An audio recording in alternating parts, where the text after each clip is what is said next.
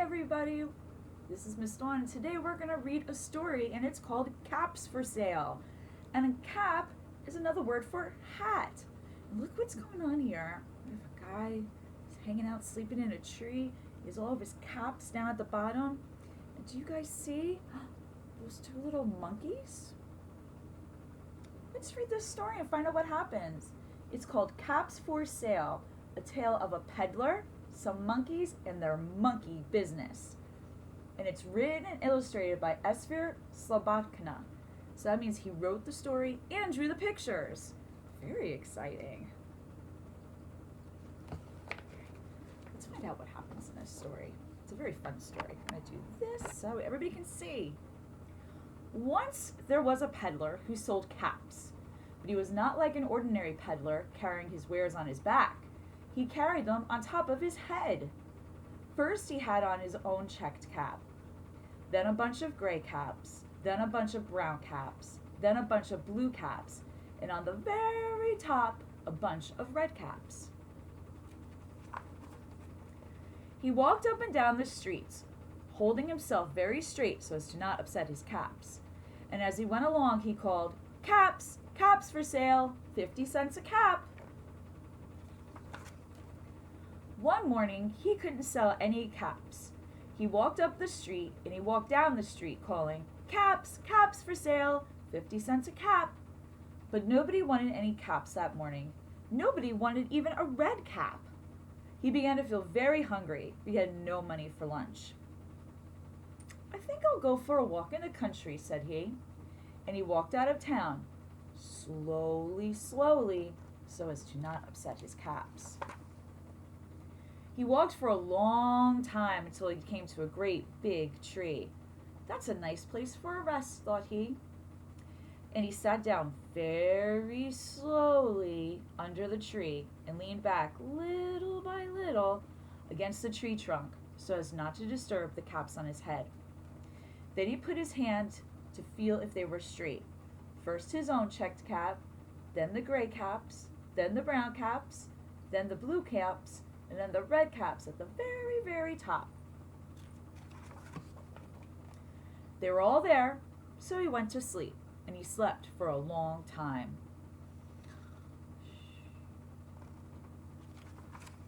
When he woke up, he was refreshed and rested. Do you guys notice something here? Where did his caps go? But before standing up, he felt with his hand to make sure his caps were in the right place, and all he felt was his own checked cap.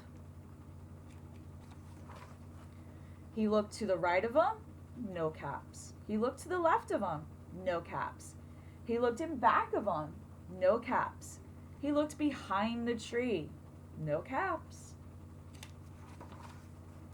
Then he looked up into the tree, and what do you think he saw? What do you guys think he saw?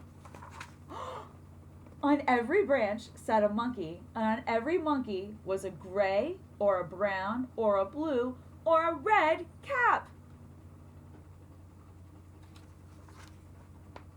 The peddler looked at the monkeys. The monkeys looked at the peddler. He didn't know what to do. And finally he spoke to them. "You monkeys, you," he said, shaking a finger at them. "You give me back my caps." But the monkeys only shook their fingers back at him and said, "Tss, tss, tss." This made the peddler angry, so he shook both of his hands at them and said, "You monkeys, you give me back my caps." But the monkeys only shook both their hands back at him and said, "Tss, tss, tss." Silly monkeys. Now he felt quite angry, and he stamped his foot, and he said, "You monkeys, you better give me back my caps." But the monkeys only stamped their feet and went, "Tss, tss, tss." How is he going to get those monkeys to give him back his caps? By this time, the peddler was really very, very angry. He stamped both of his feet and shouted, "You monkeys, you must give me back my caps." But the monkeys only stamped both their feet back at him and said, "Psst, psst, psst." At last he became so angry that he pulled off his own cap threw it on the ground, and walked away. But then each monkey pulled off his own cap, and all the gray caps, all the brown caps, and all the blue caps, and all the red caps came flying down out of the tree. So the peddler picked up his caps and put them back on his head. First his own checked cap, then the gray, then the brown, then the blue, and then the red caps at the very, very top. And slowly, slowly, he walked back to town, calling, "Caps, caps for sale, 50 cents a cap." The end. Those silly monkeys, they were copying the peddler. And eventually he learned that if they were copying him, maybe he would have gotten his caps back a little sooner. I hope you guys liked that story. There was a lot going on in there. There were positional words and patterns and things of that nature. I hope you guys liked the story. I will see you guys next time. I want you to stay happy, healthy, and safe. I love and I miss you all very much. Bye.